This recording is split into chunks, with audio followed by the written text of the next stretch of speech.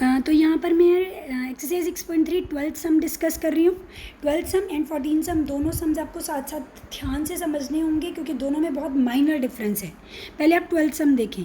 Side A B B C and median A D of triangle A B C are respectively proportional to P Q Q R and P M of triangle P Q R. तो दो triangles की बात हो रही है यहाँ पर। एक ट्रायंगल है हमारी ए बी सी और दूसरी ट्रायंगल क्या है, पी क्यू आर। ये मैंने triangle A B C draw कर ली है और ये मैंने पी क्यू आर ड्रॉ कर लिया है।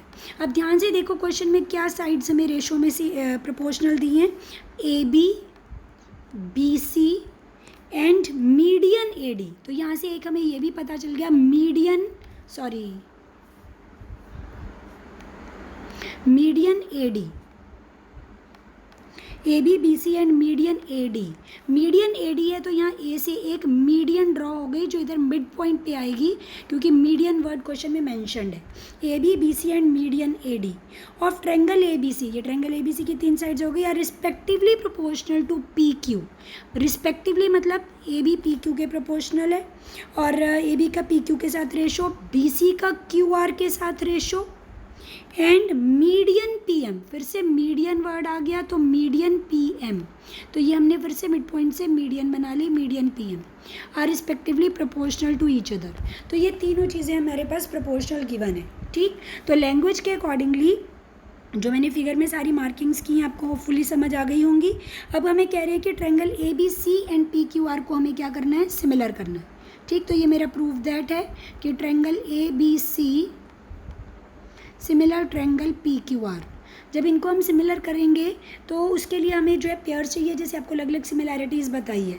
तो ऑब्वियसली यहाँ पे इनको सिमिलर करने में हेल्प हमारा ये गिवन पार्ट ही करेगा। अब ध्यान से देखो तो अगर आप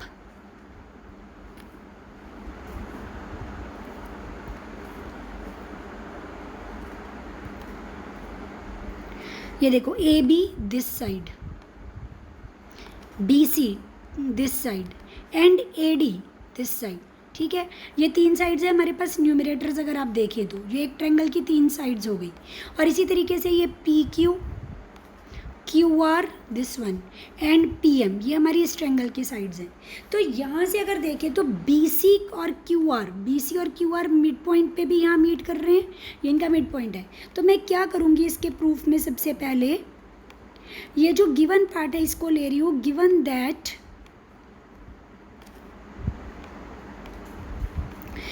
that A B by P Q is equal to B C by Q R is equal to A D by P M, ये मुझे गिवन है।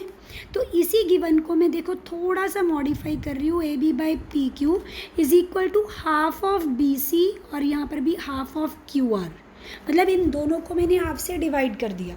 हाफ से डिवाइड करने से मुझे क्या बेनिफिट होगा, क्योंकि ये इसके मिड पॉइंट पर है, ये मैंने गिवन में लिखा नहीं है, ये गिवन मेरा स्किप हो गया। अब ये गिवन लिख लेना कि A D and P M are the medians. तो यहाँ पर half of B C and half of Q R, ये मेरे अब क्या पुट हो सकते हैं, हाफ ऑफ बी सी को मैं पुट कर सकती हूँ बी डी।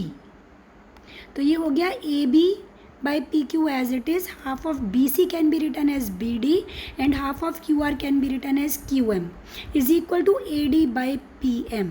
अब इससे आप क्या देख रहे हैं, अगर आप यहाँ न्यूमरेटर्स में तीनों पेयर्स देखें तो AB BD and AD, AB BD and AD, तो ये ट्रायंगल ABD की तीन साइड्स हो गई। और डिनोमिनेटर्स अगर देखें तो PQ QM एंड PM, तो ये तीनों साइड्स हो गई।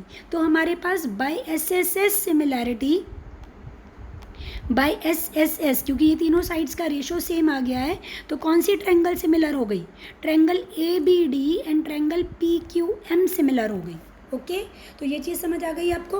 और जब ये दोनों ट्रायंगल सिमिलर हो गई तो CPST से इनका कॉरस्पॉन्डिंग एंगल्स में एंगल B जो है वो किसके इक्वल हो जाएगा, एंगल Q के by CPST, corresponding parts of similar triangle. या आप इसकी जगह पूरा लिख सकते हैं, if two triangles are similar then corresponding angles are equal. अब angle B equal to angle Q तो मुझे प्रूव करने को नहीं कहा था। अब इसको प्रूव करने से मुझे क्या बेनिफिट होगा, इसका बेनिफिट ये होगा कि जो मेरी प्रूफ दैट में ये ट्रायंगल्स मुझे सिमिलर करनी है, तो इसके लिए मेरे पास ये दो साइड्स के रेशो तो पहले थे ही इन दो पेयर्स को अगर आप देखें तो ये दो साइड्स के रेशो तो मेरे पास थे, थर्ड पेयर को अगर हम इग्नोर करें, अब इन्हीं का इंक्लूडेड एंगल मैंने इक्वल प्रूव कर लिया। तो जिससे अब मेरे पास ये ट्रायंगल सिमिलर करने में कोई प्रॉब्लम नहीं है, बहुत ईजिली मेरी ये दोनों ट्रायंगल्स जो हैं अब सिमिलर हो सकती हैं, जस्ट मुझे पेयर्स लिखनी है। तो मैं क्या लूँगी, in triangle ABC and triangle PQR, इन दोनों ट्रायंगल्स में एक तो मैं ये पेयर लिख दूंगी, angle B is equal to angle Q proved above, ठीक। और साथ में मैं ये वाला दो साइड्स का रेशो लिख दूंगी जो मुझे क्वेश्चन में गिवन है। तो रेशो मेरा क्या आ गया, AB by PQ is equal to BC by QR, ये भी मुझे गिवन है। तो यहाँ पे कौन सी सिमिलैरिटी बन गई मेरी, SAS, क्योंकि ये दो साइड्स का रेशो और ये उन्हीं का इंक्लूडेड एंगल, क्योंकि अगर फिगर में देखें तो ये दो साइड्स का रेशो है और ये उन्हीं का इंक्लूडेड एंगल है। इस ट्रायंगल में भी देखें तो ये दो साइड्स का रेशो और उनका इंक्लूडेड एंगल। तो बस यहाँ से अब मुझे लास्ट में लिखना है बाई SAS सिमिलैरिटी, ये ट्रायंगल्स क्या हैं, सिमिलर, ठीक। तो बाई SAS सिमिलैरिटी, अब आप लिख देना triangle ABC similar triangle PQR, hence proved. Okay, तो ये हमने इस तरीके से सम नंबर 12 किया है। अब इसके बाद आप नेक्स्ट वीडियो में सम नंबर 14 देखना।